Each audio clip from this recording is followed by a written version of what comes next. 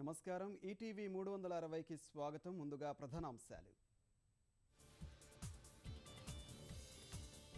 తమిళనాడులో మారుతున్న రాజకీయ పరిణామాలు, పాలనా వ్యవహారాల పర్యవేక్షణ ఎవరికి అప్పగిస్తారనే అంశంపై చర్చలు.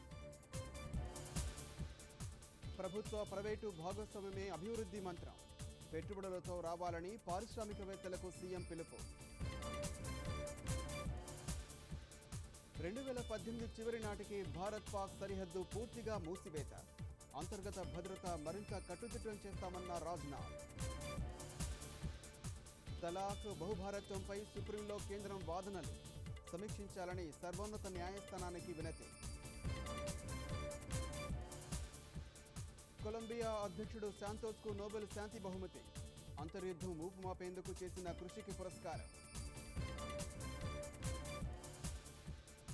రాష్ట్ర క్రికెట్ సంఘాలకు నిధుల పంపిణీ నిలిపివేయండి, బీసీసీఐకి సుప్రీం సుస్పష్ట ఆదేశం.